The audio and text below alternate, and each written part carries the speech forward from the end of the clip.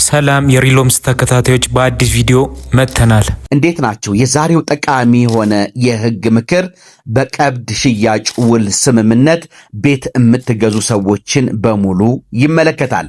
በቦሌ ኢምፔሪያል ለ5 ቤቶች የወጣ ቅናሽ በካሬ 87,000 ብር ፈጥኖ ለሚመጡ 5 ሰው የወጣ እድል ነው። እታች በምናስቀምጥላችሁ ስልክ ይደውሉልን።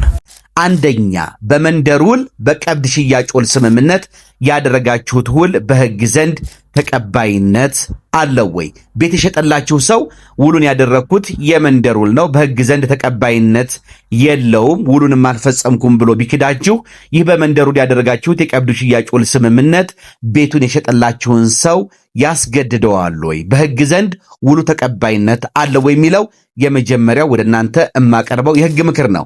በሁለተኛ ደረጃ ውሉን ማፍረስ ቢፈልግ ሻጩ ውሉን ማፍረስ ቢፈልግ አጠፌታውን የማስከፈል መብት አላችሁ ወይ? የከፈላችሁትን ገንዘብ እጥፍ አድርጎ ለእናንተ ይመልሳሉ የሚሉትን ነጥቦች ነው ወደ እናንተ እማደርሰው። እንግዲህ በፍትሐ ብሔር ህጋችን ከአንቀጽ 1883 እስከ 1885 ያሉት ድንጋጌዎች ቀብድ የተቀበለ ወገን ውሉን ማፍረስ ከፈለገ የቀብዱን አጠፌታ በመክፈል ውሉን ለማፍረስ እንደሚችል ተደንግጎ እናገኘዋለን። ነገር ግን ከዚህ ህግ ድንጋጌ ይዘትና አቀራረጽ መገንዘብ የምንችለው በቅድሚያ እንግዲህ በተዋይ ወገኖች መካከል በህግ አግባብ የተቋቋመ ውል ሲኖር ነው። ሻጩ ወይም ቀብዱን የተቀበለው ወገን ይህን በመካከላቸው በህግ አግባብ ተቀባይነት ያለውን ውል ማፍረስ ከፈለገ የተቀበለውን ቀብድ አጠፌታ ለሌላኛው ወገን መልሶ በመክፈል ውሉን በነፃነት ማፍረስ የሚችል መሆኑ ተደንግጎ እናገኛለን። ነገር ግን በህግ ተቀባይነት ያለው ውል ስንል ምን ማለት ነው?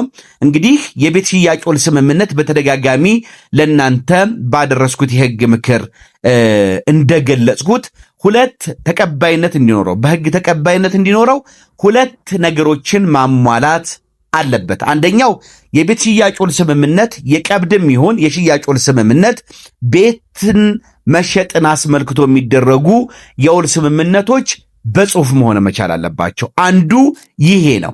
በሁለተኛ ደረጃ ይህ በጽሁፍ የተደረገ የውል ስምምነት ውልን ለማረጋገጥና ለማጽደቅ ስልጣን በተሰጠው የመንግስት አካል ፊት ቀርቦ መጽደቅ አለበት። በአዲስ አበባ ደረጃ ከሆነ በሰነዶች ማረጋገጫና ምዝገባ አገልግሎት ወይም በተለምዶ በውልና ማስረጃ የምንለው፣ በክፍለ ሀገር ከሆነ ደግሞ በፍትህ ጽሕፈት ቤት በአቃቢ ሕግ ጽሕፈት ቤት ቀርቦ መጽደቅ አለበት። እነዚህን ሁለቱን ነገሮች አሟልቶ ሲገኝ በሕግ ዘንድ ተቀባይነት ያለው የቤት ሽያጭ ውል ስምምነት ተደረገ ይባላል። ነገር ግን በጽሁፍ ተደርጎ በተለምዶ በመንደሩ ላይ የተደረገ የቤት ሽያጭ ውል ስምምነት ሻጩ ይሄንን ውል አልፈረምኩም ወይም ደግሞ አልፈጸምኩም፣ ይሄንን ውል አላቀውም ብሎ ከካደ ካላመነ በምንም ምክንያት በሰው ምስክርም ቢረጋገጥ ፊርማው የሱ መሆኑ ቢረጋገጥ በፈለገው መልኩ ቢረጋገጥ ውሉ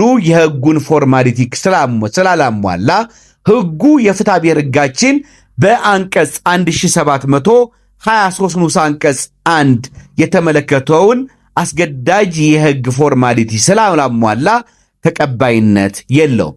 ስለዚህ በቀብድ የተደረገ በቀብድ ውል ስምምነት በመንደር ውል የተደረገም ቢሆን በህግ ዘንድ ተቀባይነት የሌለው ውል ስለሆነ በህግ ዘንድ ተቀባይነት የሌለውን ውል ደግሞ መሰረት አድርጎ ሻጩ እጥፉን ገንዘቡን እንዲከፍለኝ ብሎ መጠየቅ አይቻልም። ምክንያቱም በረቂቅ ውልነት የቀረ ስለሆነ ረቂቅ ውልን ደግሞ መሰረት በማድረግ የተቀበለውን ገንዘብ ሻጩ የተቀበለውን ገንዘብ አጠፌታ ሊከፍል የሚገደድበት የህግ አግባብ አይኖርም ማለት ነው። ስለዚህ ቀብድን በሚመለከቱ የፍትሐ ብሔር ህጉም ከአንቀጽ 1883 እስከ 1885 ድንጋጌዎችም ለእንዲህ አይነት ክርክር ተገቢነት አይኖራቸውም።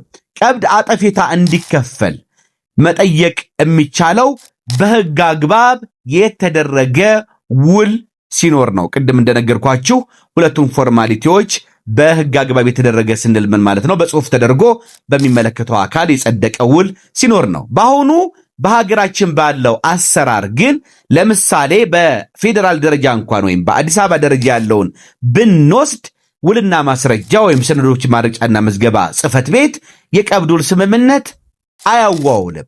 የሚያዋውለው ሙሉ ክፍያ የተከፈለባቸውን ኖርማል የሆኑ ወይም ደግሞ ወጥ የሆኑ የሽያጭ ውሎችን እንጂ አስቀድሞ የቀብድ ውል ስምምነቶችን እንደዛ አይነት አሰራር አይሰጥም። ስለዚህ ቀብድ በዚህ አግባብ እንግዲህ በእኛ ሀገር አሁን ባለው አሰራር ተፈጻሚነት አይኖረውም ማለት ነው። ምክንያቱም በቀብድ ውል መሰረት እንዲከፈላችሁ አጠፌታው ወይ ያንን የመንደር ውል በመንደር የተደረገ የሽያጭ ውል ሻጩ ማድረጉን ማመን አለበት።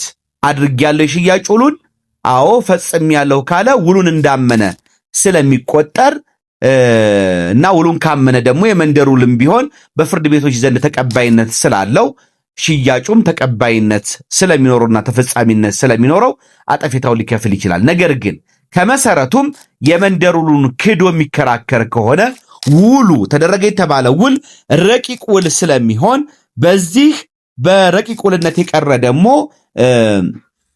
የተቀባይነት ስለሌለውና መንቀሳቀስ ንብረት ላይ ቤት ላይ የሚደረግ የሽያጭ ውል ስምምነት ደግሞ የሕግ ጥበቃ ሊደረግለት የሚገባ ስለመሆኑ በፍትሐ ብሔር ሕጋችን 1723 ንዑስ አንቀጽ 1 1678 ንዑስ አንቀጽ ለ1715 ንዑስ አንቀጽ 1 እና 2266 2879 እና ሌሎችም የፍትሐ ብሔር ሕጋችን ድንጋጌዎች የተደነገጉ በመሆናቸው እንግዲህ ተቀባይነት አይኖረውም ማለት ነው። ስለዚህ ቤትን ጨምሮ በአጠቃላይ የማይንቀሳቀሱ ንብረቶች ባለቤትነትን መብትን በውል ለማቋቋምና ከአንዱ ወደ ሌላ ለማስተላለፍ የሚደረጉ ውሎችን በተመለከተ እንግዲህ ሕጋችን በዚህ ረገድ የወሰደው አቋም በትክክል እንግዲህ የውል አመሰራረትን አጠቃላይ ጉዳይን በሚገዛው የፍትሐ ብሔር ሕጋችን 1723 ንዑስ አንቀጽ 1 ድንጋጌ ስር የማይንቀሳቀስ ንብረቶች ባለቤትነት ወይም በአንድ በማይንቀሳቀስ ንብረት ላይ የአላባ ጥቅም ወይም መያዣ ወይም ሌላ የአገልግሎት መብትን ለማቋቋም ወይም ወደ ሌላ ለማስተላለፍ የሚደረጉ ውሎች በጽሁፍና በሚገባ ከሆን በፍርድ ቤት ወይም ስልጣን ባለው በተሰጠው አካል ፊት መደረግ እንዳለባቸው አስገዳጅ ድንጋጌ የተደነገገ በመሆኑ የቀብድ ውል ስምምነትም ይሄንን በሕግ አግባብ የተደረገ ውል ሲፈርስ ብቻ መሰረት ተደርጎ አጠፌታ እንዲከፈል መጠየቅ ያለበት በመሆኑ በቀብድ ውል ቤት የምትሻሻጡ ሰዎች ይሄንኑ የሕግ ድንጋጌ መሰረት አድርጋችሁና አውቃችሁ እንድትገቡበት ነው የዛሬ ሕግ ምክር ያቀረብኩላችሁ። በቀጣይ እንግዲህ በተግባር የሚያጋጥሟችሁን ችግሮች የሚዳስሱ የተለያዩ ሕግ ምክሮችን ይዤላችሁ መመጣ ነው የሚሆነው። መልካም ጊዜ እንዲሆንላችሁ እመኛለሁ። ባባይ